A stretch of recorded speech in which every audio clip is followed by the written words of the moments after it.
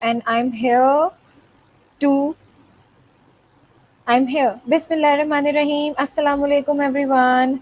I'm Miss Reema Khan and today I'm here for another bright and another fruitful session of ELT, which is basically ELT Tweets. And over here we are going to learn that how games can help us in teaching as well. Means while having fun, how everyone else who's going to learn studies, who's going to learn in any topic, how game and fun studies can help them to clear their topics as well. So with us, I'm going to share some.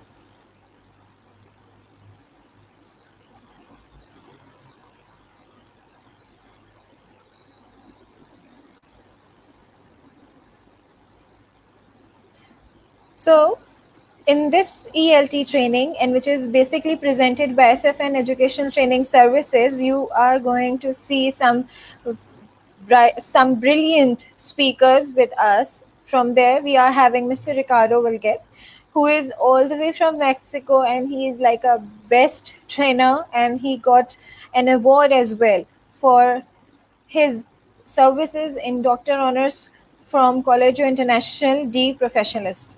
So he is over here, and he is going to tell us that how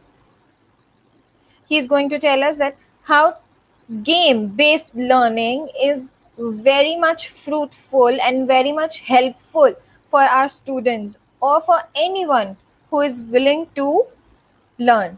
And our next speaker is none other than Ms. Zainab.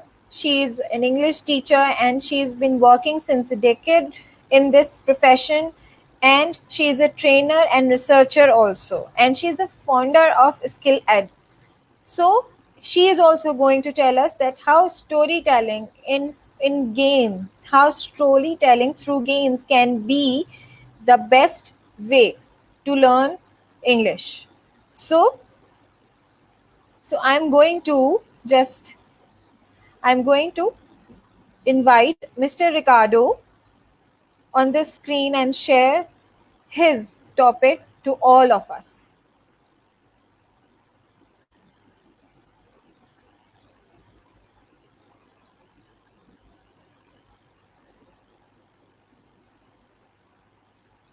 Mr. Ricardo is going to be with us soon. Everyone stay tuned.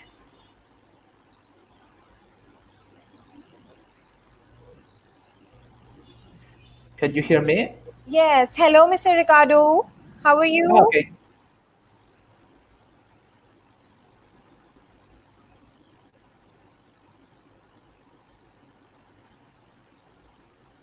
He's going to be with us soon. Stay tuned. Can you hear me? I am sharing. Yes, Mr. Ricardo, over to you, and we all can hear you. Okay, thank you. I can see my screen shared. Okay. Well, today we're going to talk about game-based learning in English language teaching. Okay. So traditionally, we have these two ideas that games and teaching are on opposite sides of the learning scale, right? Of the learning continuum. But if you see, there is a part where they get together, and it would be the game-based learning. Okay, it would be the game-based learning process. Well, where we can use games in order to teach. Okay, so there is a saying that says, there is a quote that says, "Tell me and I forget, teach me and I may remember, involve me and I learn," by Benjamin Franklin. And this is very true. Yes, how many times have we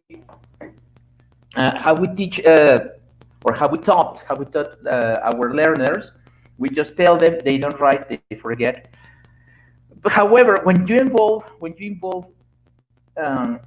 our students, this becomes a more meaningful, a more memorable event, a more memorable situation where they will learn much better. And what if they learn by playing? Okay, when playing. Can you see my screen? I can see my screen shared. Mr. Ricardo, I guess you have to share it again. Yes, I now have it's shared. coming up. Okay, yes. Give me a sec because I cannot see my screen.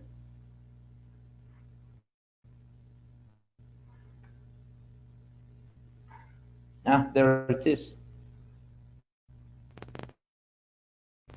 Okay, just give me a second again.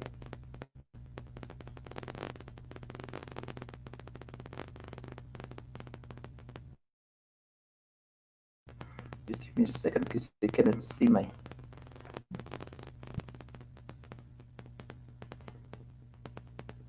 Okay, sorry for the inconvenience.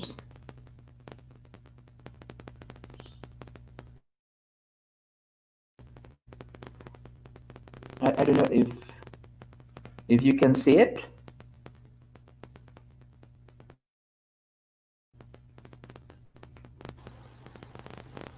Okay, I Yes. hope you can see my screen. Okay. Well, so then, as I was saying, yeah. So this saying the states that we should involve our learners so they learn better. Okay. So the principle, well, of game-based learning, it says one is likely to learn the most and enjoy the most if one is engaged as an active participant, not a passive recipient. Okay, this is what we usually, well, some people usually do in the classroom, that they only give the information to the students and teacher. There are very good teachers, very knowledgeable teachers who explain, yeah, who explain the topic, who give very good explanations. However, they do not engage the participants into the learning process. So that's why they become bored. They become bored, and then it hinders learning. Okay, so what is game-based learning? According to Gazelle and Zing, it is one way in which learner-centered pedagogy can be implemented in the classroom in order to engage and motivate learners. Probably in a moment we uh, we will hear about learner-centered pedagogy. Mhm. And well, it's a way of allow learners, yeah, to take the control of the learning. I mean, to do it by themselves. So here, the principle of game-based learning is learners start to practice with the games. Yeah, at the beginning they don't know how to do it, but little by little they find out how to play the game, how to master the game, and in the meantime, in the process, they also learn to master the skills and they learn the knowledge in order to play the game. Therefore, they learn vocabulary, they learn the skills, they learn the strategies. And this is very true. I would like to say an example with my son. And I find this one very interesting when I was reading about this. It is true. My son, when he was 6 years old, he started playing video games. He started playing Pokemon, and really, by the time he was 8, he could use the video game very naturally, and he could speak with children from other countries. And I was like, how did you learn that with a video game? Really? So I think this is that's why I was interested in talking about this one, because I can see that this is true. Yeah, children who play video games, in my experience, they have a lot of vocabulary. They have plenty of vocabulary, as well as this kind of. They find it easy. They find it easy to speak because they speak with other players online. Okay. Now we have to point out that game-based learning is not limited to video games or any of this kind of electronic resources. Okay, so we're going to talk about that one in a moment. Now, here are the criteria for game-based learning to be effective is that there should be a quantifiable outcome. I mean, you have to check what vocabulary you would like to check, what skills you would like to check. For example, or to if you tell the students that they should solve a problem, they should be able, yeah, to work together so as to solve the problem, and then you have the outcome, you have the learning taking place. Okay. Now, another point that should be pointed out, because gamification has also been very popular in the previous years, but there is a difference between gamification and game-based learning. Okay, they are not the same. What is the difference? Firstly, gamification and game-based learning. Gamification is the use of game design elements in non-game context, usually at work. Yeah, usually at work. Yes, it could be at the school, but in companies, they use gamification in order to make the routines more enjoyable. Okay, whilst in game-based learning, the use of games is used in educational context. Also, in gamification, we have listening to what games can teach us about motivation. Okay, so you use the games to motivate the people. While in game-based learning, the objective is to achieve in the game is to motivate the students, and the students are motivated. Yeah, when they know they are going to play a game, especially a video game. Nowadays, the this generation plays lots of video games, so they are interested in video games, so it motivates them. Now, in gamification, we have studying is what makes things fun to learn. Okay, while in game-based learning, we have it assumes that playing a game is fun. Mhm. And well, indeed it is. Yeah, playing game is fun, and it enhances learning. Then looking for a new way to approach challenges, while in the game-based learning, challenges are part of the game. As I told you, and you will see, I will show you a platform where students need to solve challenges. Yeah, they have to solve challenges, and it is part of it. Uh-huh. Okay, so contrary to gamification, where they have to find a new way to approach those challenges, here they are part of the game.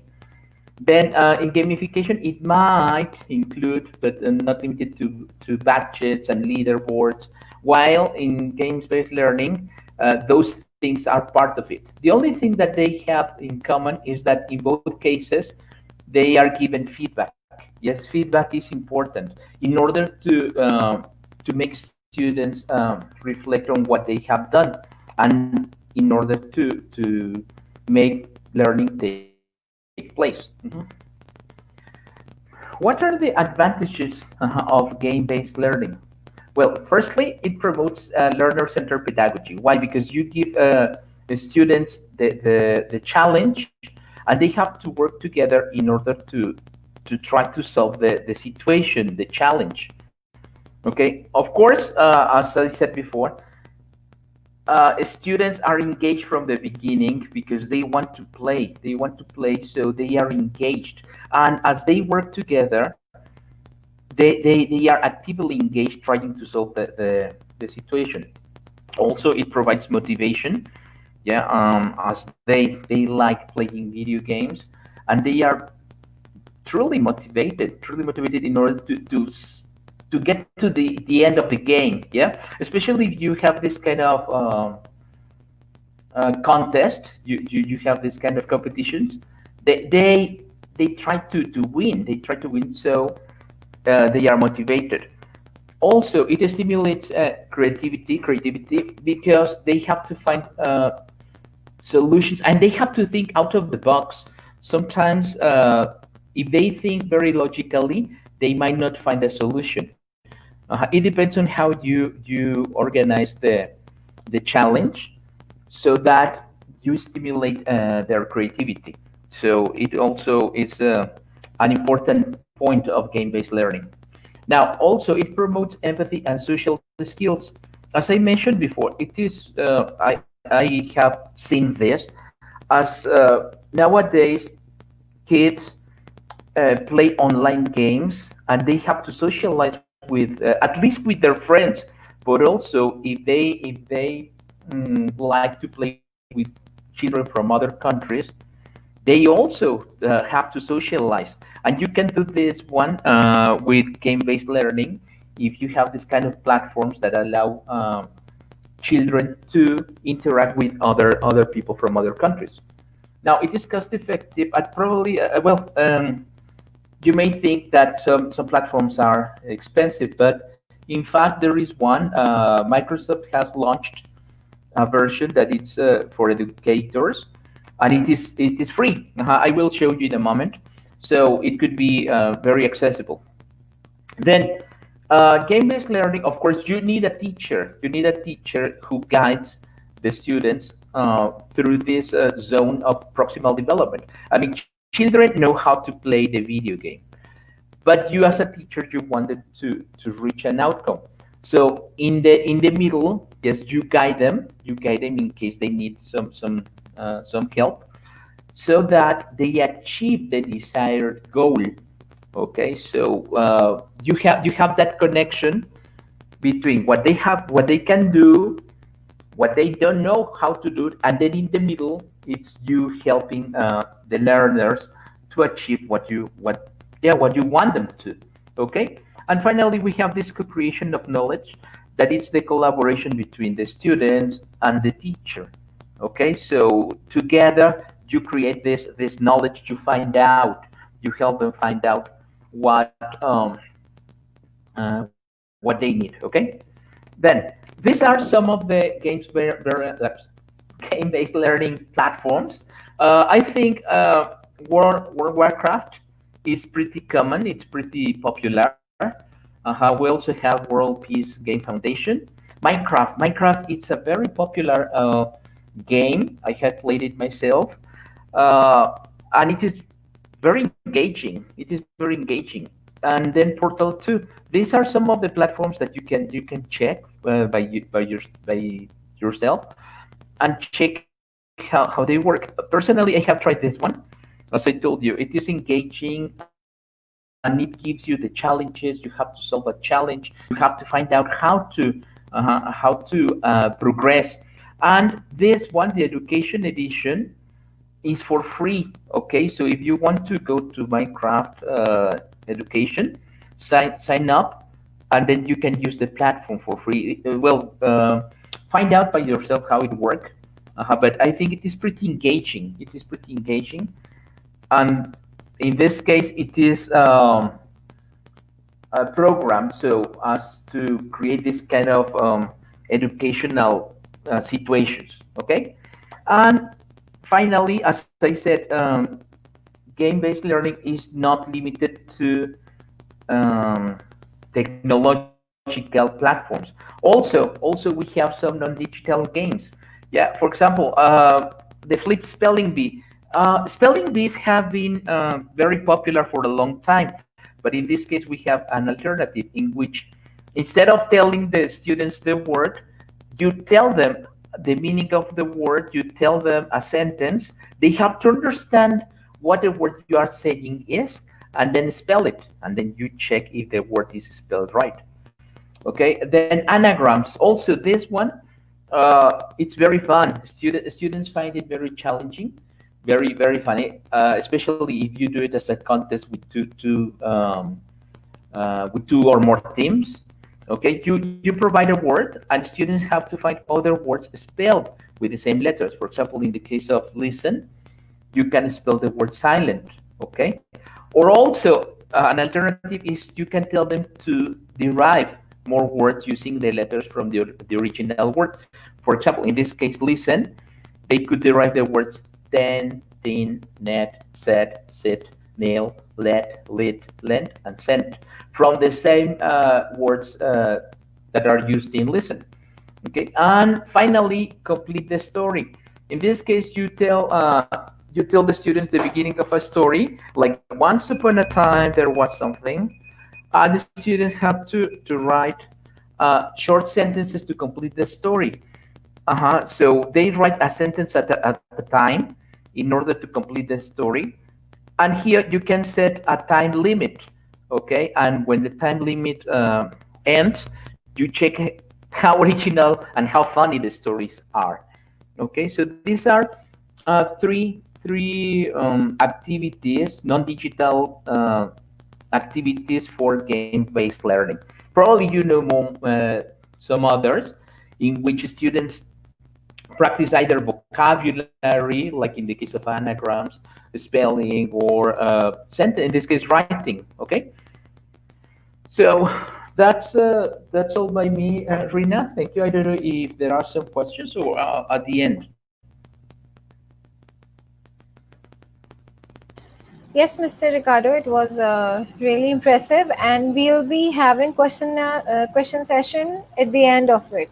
So really, you have just shared a very helpful things regarding GBL, because GBL is really gonna help us to teach our students in a very better way. And you have beautifully differentiate between gamification and GBL. Thank you, Mr. Ricardo. Now,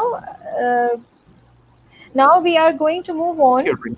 and I would like to invite Miss Zainab, so she can come and share her topic in storytelling.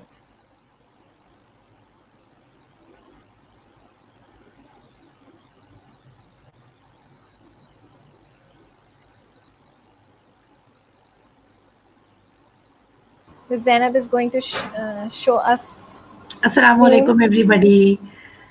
Hello, Miss Zainab. Walaikum assalam, Miss Zainab. How are you doing?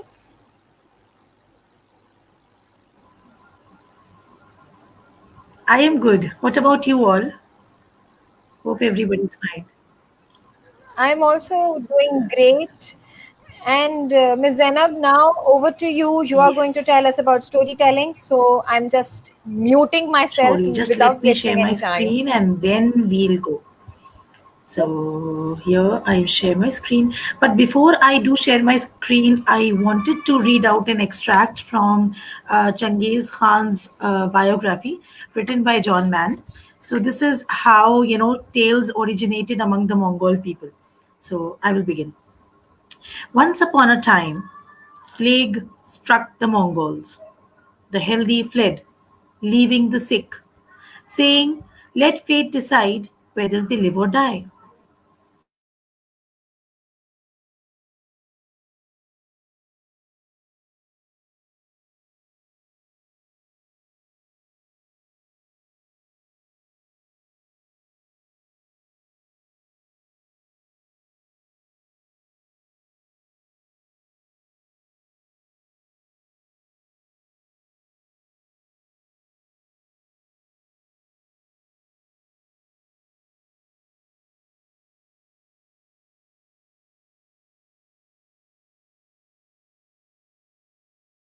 Among the sick was a youth named Tarwa. His spirit left his body and came to the place of death. The ruler of that place named Tarwa was a youth named Tarwa. His spirit left his body and came to the place of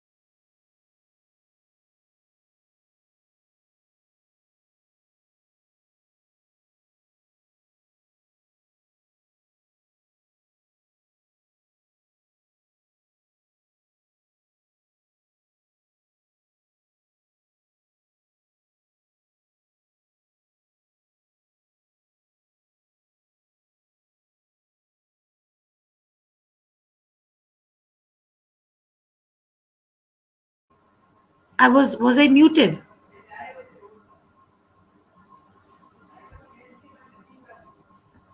Rima, was I muted? Yes, I guess you were muted. And I was thinking it's internet problem. Oh, I was thinking that I'm not hearing you. this is funny. This is funny. Oh, it means you were muted. I was thinking that I'm having internet problem. I could not hear anything as well. So I think I'll Oh, begin again. I'll yes, begin again. because I would love to hear it. So you should begin again. Fine, fine. Let's begin. Thank you. So this is an excerpt from how tales originated among the Mongol people. Once upon a time, plague struck the Mongols. The healthy fled, leaving the sick, saying, "Let the fate decide whether they live or die." Among the sick was a youth named Tarwa. His spirit left his body and came to the place of death. The ruler of that place said to Tarwa, "Why have you left your body while it is still alive?" I did not wait for you to call me, he replied. I just came. Touched by his readiness to comply, the Khan of the underworld said, your time is not yet. You must return, but you may take anything from here you wish. Tarwa looked around and saw all earthly joys and talents, wealth, happiness, laughter, luck, music, dance. Give me the art of storytelling, he said, for he knew that stories can summon up all the other worldly joys.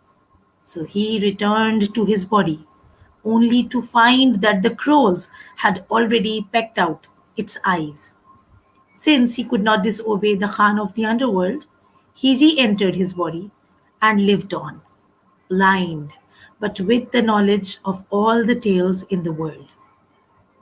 For the rest of his life, he traveled across Mongolia, telling tales and legends and bringing people joy and wisdom. So, this is the beauty of a story. Now, moving on towards the PPT. Okay, here we go. Rima, can you share my? Can you see my screen? Not yet, but yes, momentarily I can see that too. Okay, But I not think you now. will have to. A window will appear down, and you will have to click on that, I believe.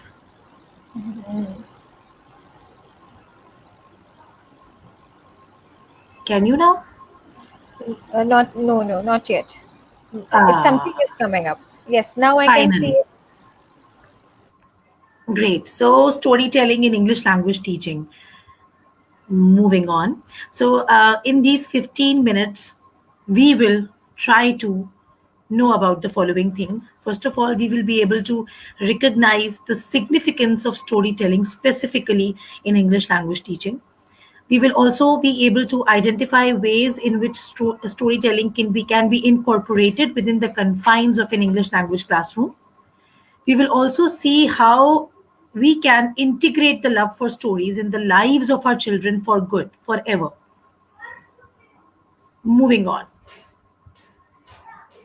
So, if we talk about storytelling, I personally believe, and we have all seen that anybody from any walk of life, from any age group, from any gender, from any interest, would love to hear a story, even if the person is old, even if the person is young, even if the person wishes to become an athlete, even if the person desires to become a doctor, the person would love to hear a story, because stories are something that can be connected to, and that you can connect with at any age, at any level. That is why I believe storytelling is the best method of language teaching. Why storytelling? Because all humans, as I said, regardless of age and or gender, enjoy stories. So in a classroom of 30, you have all kinds of students. In a classroom of 30, 40, 50, you have all kinds of students. You have students who desire to become an engineer. You have students who see themselves wearing a white coat and treating people in their dreams. So you have all kind of students. But to bring them on, bring their interest on together in a certain activity, I feel storytelling is the best way, because humans are storytellers. If you see, when children are born and when they start babbling, when they start taking out those tiny teeny tiny noises which only their mother or their father can understand, you actually see that if an adult would later on try to convey in their babble the whole story, they try to take out those voices and try to communicate to their parents who can understand them that this happened to them, because everyone wishes to be heard, everyone wants to tell the story. Love for the language can be instilled without any effort. You tell a story and the class is yours. No other effort is required to bring everybody on the same platform, to have everybody's interest, to have everybody's eyes and ears with you. Storytelling is the best idea. Storytelling is the best action that you can do to have their reactions without any effort. I repeat again, stories are open to perception. So even if you have a politician hidden inside you, you will accept and enjoy a story. Even if you have a critical thinker hidden inside you, you will accept and enjoy a story. So everybody feel that the stories are there. The best thing about stories are they're highly customizable. If I tell a story, Rima, you might have your own perception and I will be okay with it. Fazia will have her own perception and you will be okay with it. Same Mr. Ricardo will have his own perception and everybody will be okay with it, because stories provide you that ground where everybody can have their own perception. Moving on, stories can be used because they are highly customizable. When we go to purchase a mobile phone, we see that whatever, I mean, the features that the company is offering, we see how customizable they are, how highly customizable they are. And even if that mobile phone is expensive, we buy that phone. Why? Because it is giving me a space to be, to do things of my choice, and to install apps of my choice, and to have enough memory so that I can keep things that I like. Stories are the same. You can cook them as you want, you can serve them as you want, you can taste them as you want. So they are highly customizable. Moving on. Wow. So on my right, on your right, I'm very confused with right and left. So these iconic movies, and characters have left an inerasable, haven't these iconic movies and characters left an inerasable mark on all of us? Of course, on the left hand side, you can see the iconic Anarkali, Salim tujhe marne nahi dega aur hum Anarkali tujhe jeene nahi denge. And here is Professor Albus Dumbledore from Harry Potter and the Chamber of Secrets. It is not our abilities that show what we truly are, it is our choices. So stories always leave an inerasable, an indelible, and terminable mark on our lives and on all of us. Everybody of us, there are certain movies, and there are certain. Has my screen share stopped? Yes, just now it's stopped. It's all black. Okay, Maybe you're. let me Yeah. go back. Yeah. No. No. No. Now Okay, we get it. perfect. So these are some iconic movies, and see, a movie is something which everybody can relate to. Why? Because it is a story. Again, everybody can perceive it the way they want to perceive it, and the characters. See, humans in a classroom of 30, you might have problems with me, I might have problems with you, but somehow when it comes to drama, and when it comes to movies, and when it comes to cartoons, we accept the characters the way they are.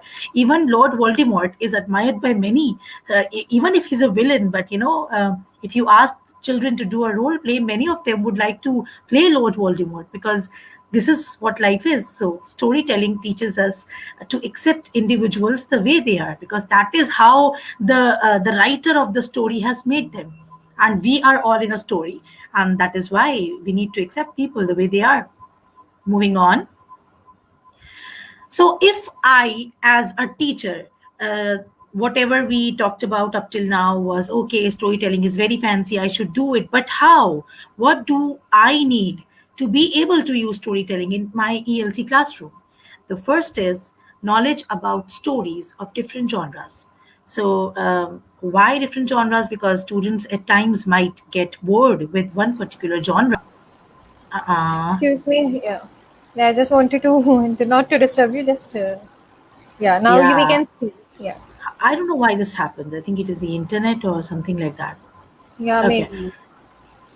So genres, so that if children, some of them are really adventurous, might enjoy a story where murder is being committed, or where a detective is trying to find out who committed the murder. And if you are dealing with teenagers, or a class of students who are in their teens, they might love to hear a love story, maybe Romeo or Juliet. They take interest in that. I was teaching in grade 8 last year, and we were doing Shakespeare. So we started with The Merchant of Venice, of course. And of course, the book had Romeo and Juliet, and I did not plan to do it. It was not in my syllabus. But one day I just, told my girls that, what would you like to like? What do you want to do next? And all of them were like, Miss, can we please do Romeo and Juliet? So again, different genres are essential. access to a library or any other resource of stories. Nowadays, we are living in a digital age, and thanks to this pandemic, that it has made us all familiar to this digital interface. There are so many stories out there. Even all of us carry so many stories within ourselves, which can be used in the ELT classroom. Again, you need to have a belief in voice and choice also. So it's not just that every day you walk in with a story of your choice and you start telling them. Sometimes you need to ask them also what they would want to hear from you. The decision making ability. Now, in something as subtle and as sensitive as storytelling, why do I use such a heavy words, decision making? The reason is that when, for example, October is going on, or September, October, November is coming, and I am planning to do storytelling sessions with my students, I should try to be thematic. I can choose up stories which talk about, Christmas, stories which are based on winters, things that can actually connect to what is happening in the real world. If there is a political turmoil going on in the country, I might pick up 1984 of George Orwell if I'm teaching adults, and I might take up, a tale from the independence days of Pakistan. If it's the month of August, there are so many things available on the internet. So the choice, my decision, what to tell as a story counts a lot. Thorough knowledge of the student learning outcomes. So we should understand this as a teacher, as an educator, as a facilitator, that the purpose of storytelling is, of course, one purpose is to put my students at ease, and to have that connection with the world and to love literature. These are my, I would say, goals. These are my aims. But what is my objective? So with every English class, of course, there are some student learning outcomes which are associated. For example, if I am doing verbs with my students, I will rather pick up a story which has a lot of verbs in it, which has a lot of action in it, so that I can connect it to my SLOs. So whatever I do should be planned, which is point number 7 actually. A plan that facilitates the achievement of objectives, a plan to facilitate what I wish to achieve. And of course, a very persistent nature. So sometimes in the beginning of a story, if you pick up a classic someday, you enter the class and you start reading it, you can see that some of the students are not taking interest. Now, if in the middle of the story you are not persistent, you close the novel or the handout and you start, hey, you're not listening, I'm telling you a story, you do not know literature is so beautiful, and you start on. No, you need to be very, very, very persistent. Just keep telling the story, and that's what you have to do. And the courage to share. Sometimes, not sometimes, all of us have a lot of stories to share. So if we share our own personal stories with our students, I think that will teach them a lot of values which otherwise we will not be able to teach them just using the content that is available. When it comes to the language use in vocabulary, if we talk about technicalities, what does storytelling teach you? It teaches you rich vocabulary.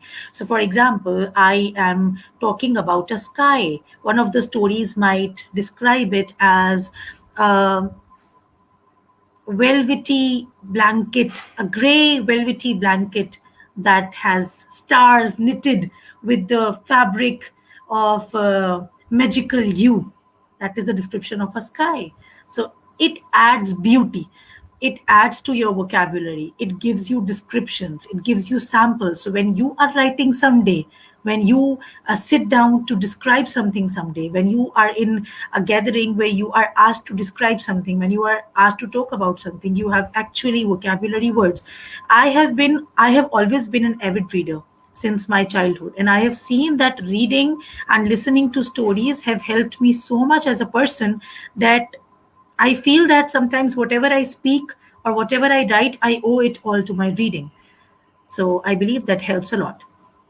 Then it the contrast, because I feel when in an adult classroom in grades 9 and 10, when you talk about report writing, when you talk about expository writing, you need to compare and contrast things and characters and settings at times. So stories do that for you. They give you a sample which you can see and follow. And again, stories provide you with real life connections. They provide you with a lot of figurative language, a lot of metaphors, a lot of idioms, which can make your own speaking and writing beautiful. It provides you narratives, dialogues. It provides you with parallelism, that is a pattern of predictability, that you predict something and then you wait for it to happen, and then you become surprised by what happens. And sometimes there is a repetition and then suddenly a change appears. So this is how life is. Moving on, it also the choice of the story also shows you knowledge of different cultures and historical perspectives. So that also helps in broadening the horizon of our students' knowledge and understanding. Now, coming to practical tips of how to use storytelling in ELT classrooms. Uh, this is the most technical part. In every school, in mostly all schools that I know of, there is a time called dear time, where mostly teachers are taking their attendance. Class teachers are in the class. They talk to their students. They talk about their problems. That time, if it is an abbreviation of drop everything and read. And reading is an action that requires intrinsic motivation. So, for example, in a class of 30, not all students will be readers. But if I start telling a story, everybody will listen to it. So if I want my text or my content to be conveyed, storytelling is the best way. So we can begin in the morning, in the dear time, that can be utilized. Sometimes, when the students are not in a mood to study, or when you wish to begin a grammatical concept, or a comprehension or something like that, you can like just turn your class into a storytelling room. You can gather your students in a circle if the space allows you, and if it does not allow you, you can turn into a magician. You can use some props. If it is a birthday party story, you can put on a hat and put on a red nose and enter the class. You can just dress up a little and then go and tell the story. So basically you have to live the story, not just tell it.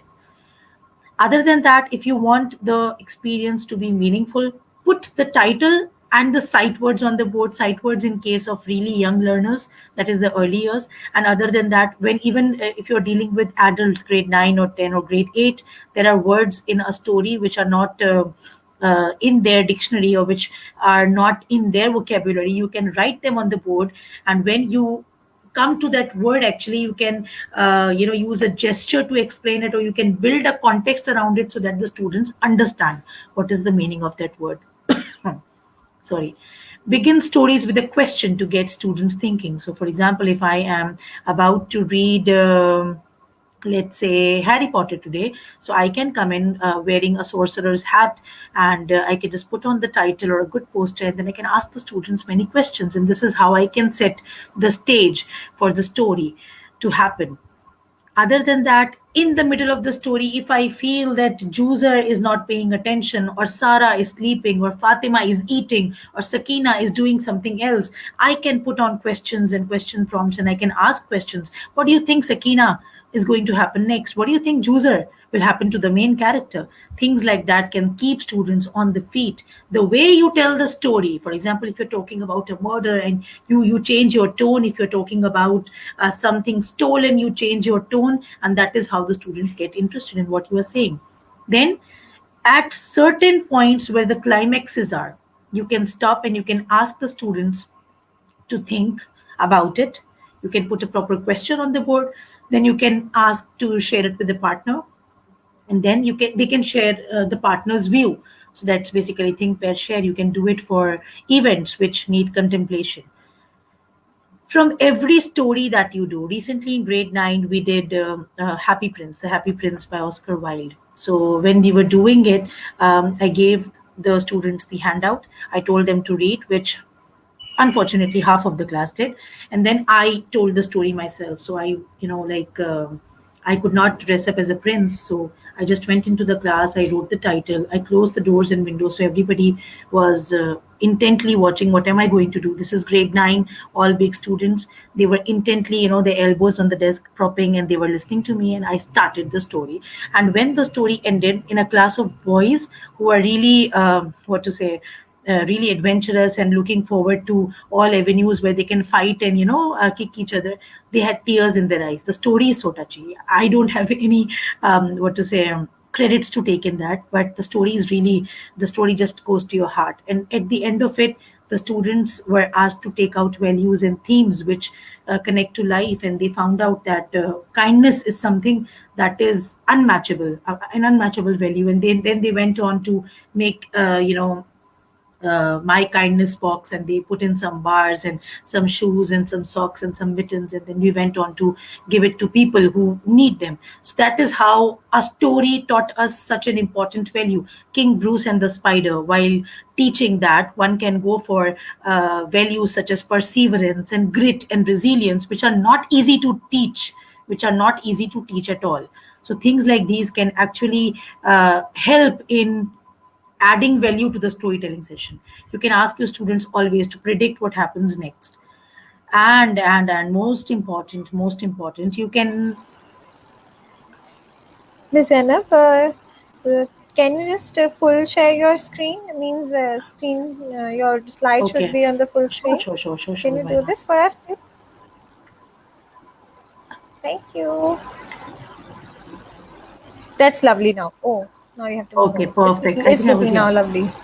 Okay, so uh, in a Yeah. class of grade 4 and 5, where we ask the students to, bring on objects from their home, and they come in the front and then they talk about it, we can use this activity to ask them to bring objects which they can associate to, and then they can tell us a story about it. They can create it, they can share their anecdotes. The teacher can also do that.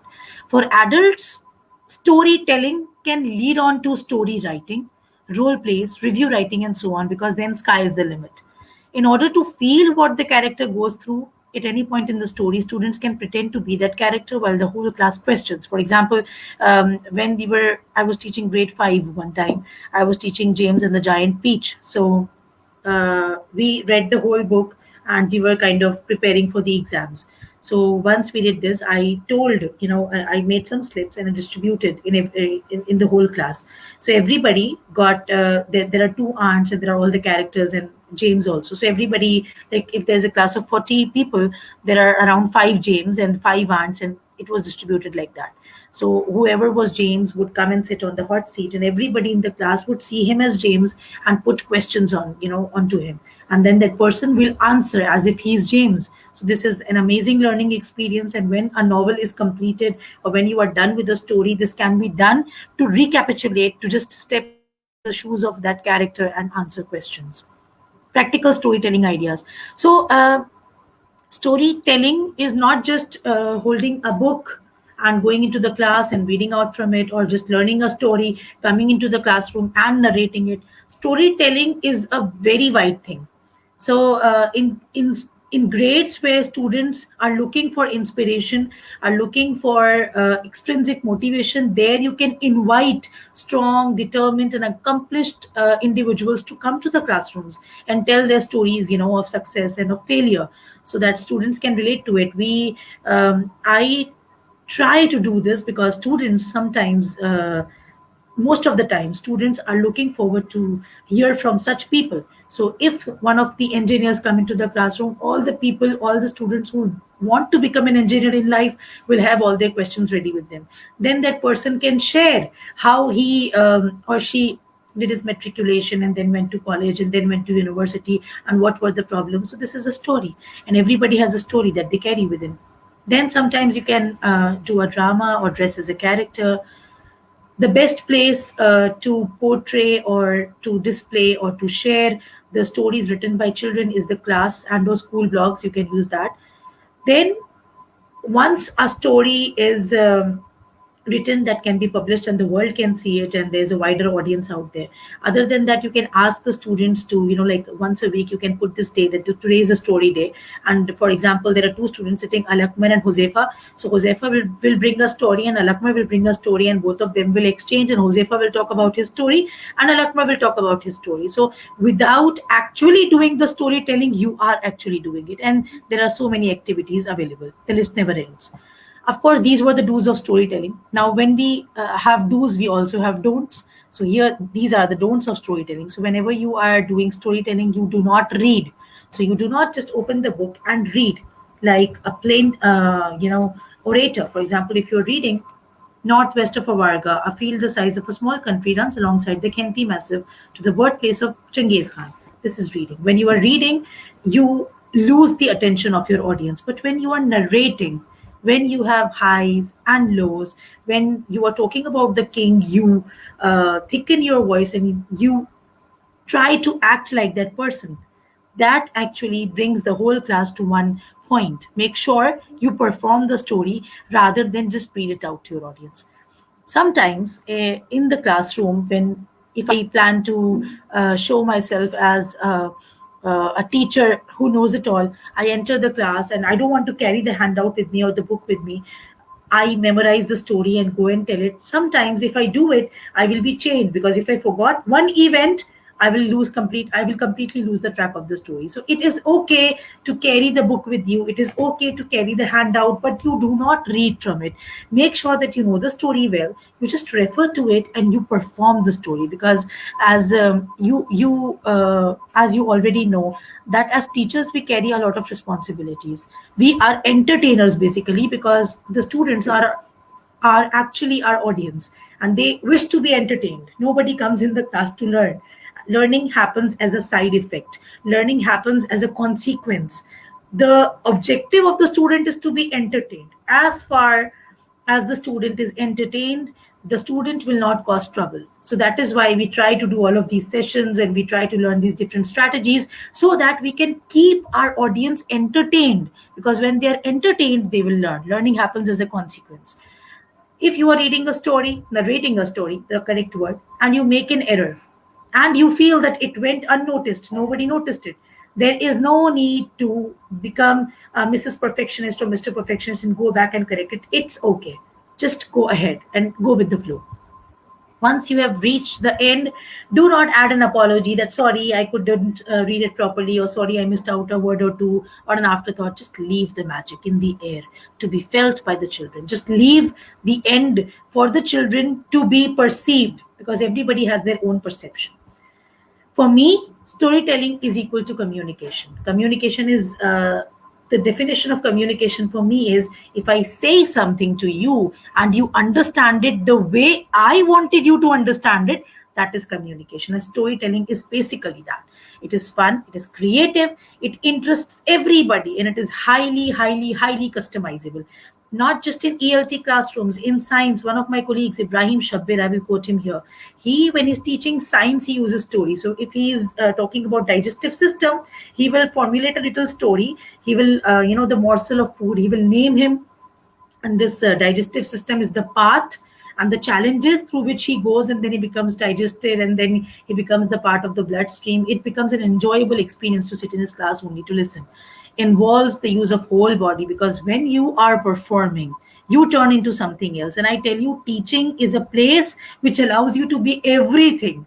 So it allows you to become a doctor, it allows you to become an engineer, it allows you to become a nutritionist, a counselor, a principal, a leader, a storyteller, an actor, an actress, a model. It has so much of scope. So for a teacher, it involves the use of the whole body.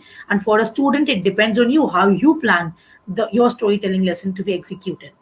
All the four core skills of ELT are catered to. If you plan your lesson that way, for example, listening, of course, is the core element.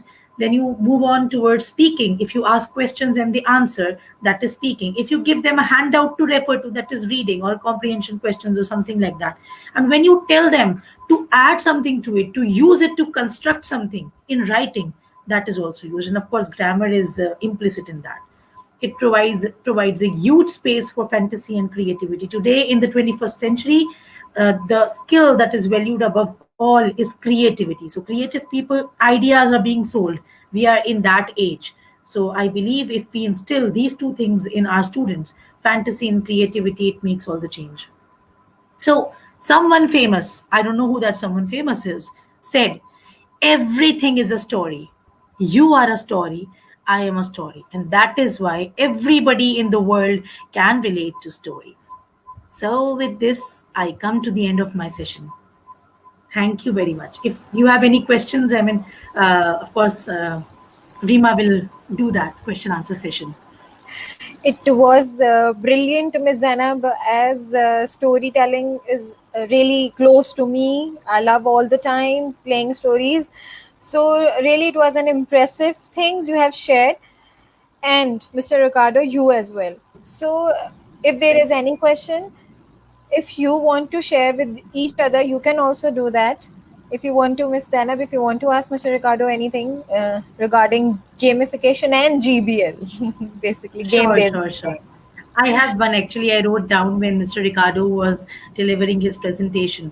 Sir, my Yeah, sure. question was, I have seen that many of my school science teachers, when they are executing game-based learning in their classroom, at times discipline becomes an issue, becomes an issue because the students are Ah, so engrossed. I would say they are excited, overexcited, and that results in chaos rather than learning. So, how, as a teacher, one can ensure that the discipline of the class is not compromised when you are using that methodology? I would suggest establishing the rules from the beginning. Okay, like although sometimes it's like unavoidable, especially because somehow the objective of GBL is to engage students. So if they become very engaged somehow, they are doing well. We hope they are doing what you tell them. Yeah, because as an experience, I can tell you that when I was teaching something, let's say the alphabet with a kind of game, my students started shouting really, and my neighbor next door told me, "Could you please keep it loud, low?" And I was like, "Oh, sorry," but even I told my students, "Okay, don't shout, don't do this, don't do that." They got very excited. But you can tell the rules from the beginning. Okay, you set a time limit. Set a time limit. Yeah, tell them you monitor so they can feel you check them, you can they are doing what they are supposed to do. Okay, and from time to time tell them to explain what they are doing. So you check that they are doing what they are supposed to, because if you leave them unattended, it might be when they become disruptive. Mhm. That I would have be my also seen, suggestion. Mr. Ricardo, that students who are really, highly competitive in nature, they become really aggressive when there's a game and they're like, I want to win, whatever it takes. Agreed. I also Uh-huh. agreed with this because this thing I Yeah. also face with my class as well. Sorry to interrupt you people because it's like really in teaching now. So I also Hmm. love games and storytelling. So if I Exactly. want to share a small thing from my class, that I have used several games and storytelling in different areas, like in comprehension, which is a very dry topic, teaching in English. So I took storytelling and explained students like in doing their, they are going for an adventure trip. Just I took the entire school as my base, as a medium, like go to this area and just search the things, and from there you can take the next clue to just solve your comprehension. So that was a really brilliant thing which I have done with my teachings in school. So really I just hats off you guys that you have just lighten up, and you have just put the great lights on both of the topics, which I really thoroughly enjoyed. And I Yeah, feel, I I would feel say like, yes, sir, yeah, please. not just you say that. Uh-huh. Yes, yes, Mr. Ricardo. No, yeah, no, Miss Zainab wanted to say something. Yes. Uh, so no, yeah, I think that talking to the students before and telling them that ensuring that it's just a game, yeah, that they shouldn't take it so seriously. Yeah, they shouldn't take it so seriously because yeah, I mean it's okay that they are competitive, but not, as you said, to become aggressive. Hmm. So probably that, yeah, talking to them before the activity could help. I mean, setting the rules and telling them, if you have experienced that before, telling them, okay, try just not to get too aggressive. And Mhm. Mr. Ricardo, I If would you need like to to, get,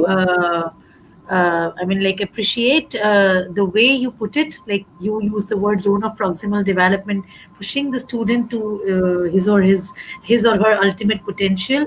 I think game-based learning is the best way to do so, and it's fun also. It's fun also. Again, the students sitting in our classrooms, they Hmm. wish to be entertained. The prime objective with which they come to school, is I want to be Yeah. entertained. Come on, entertain me. Come on, entertain me. So the And teacher has to entertain them, and learning happens as a Yeah. consequence. So I feel this is the best way to do so. If I could share, for example, I shared one activity with students. It is like different levels. It could help you, for example, and it combines storytelling and game based learning. For example, I suggest writing a sentence on the board, and students go to the Okay. board, write one sentence one by one, like in a chain. It could be like that. You could do something in a circle. In a circle, you do the same with a piece of paper. They write one sentence, then they pass it to the next person on the right. They write another sentence, they pass it, they pass it, they pass it.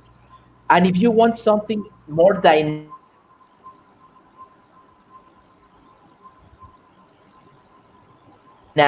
even more dynamic, you tell them to write a sentence, a ball, yeah, the piece of paper, make a paper ball and throw it, and when you say stop, they get a paper ball, they unfold it, they check the story, and they write again, and they continue, and it's very fun. That one is very fun. So it depends on how your students behave. If you know that you have this kind of very competitive students, something calmer, like right on the board. But if they behave well, you could do this activity of throwing the ball paper, the paper balls. mm, that's nice. Hmm. Miss Thank you. Zainab, Miss Zainab, I want to ask a question from you, which is a very Sure. basic thing coming for our country, basically. As you know, that English is not our national language, and there are several students who are facing difficulty in just understanding that. So, for storytelling, I just want to ask you that how can I get the attention without going to bilingual? Okay. To the students that okay, I don't want to use any sort of other language instead of English, so how can I get the attention from the student in storytelling? Here, I believe your gestures, your tone, your voice will help. Because, see, Rima, you might remember that when we were, I'll talk about myself. When I was in school and when I was a student, and I did not, I was not this fluent in English. So, we all had this, desire to watch an English movie and understand it without subtitles. So, we would start a movie and then we will start watching it, of course. Of course, at that age, at that level, I could not understand anything at all. But again, at the end of the movie, I could easily say that okay, he was the protagonist and he was the antagonist, and this happened. Because see, the movie is a context that explains it all. So the same happens with reading. So when I started reading, I had this, this I would say these worms in me that I will go to the library and I will pick up the biggest, the thickest, and that book, just to show that I read this stuff. And then I will sit on the table and I'll start reading it, trying to pretend that I can understand, but I won't. Seriously, I couldn't understand anything. And at that point, again, the context helped me to understand, because I just wanted to pretend. I was pretending at that point that I'm reading, although I wasn't. But again, the context helped me to understand without a facilitator. So if you talk about a classroom, you are the facilitator, you are the key.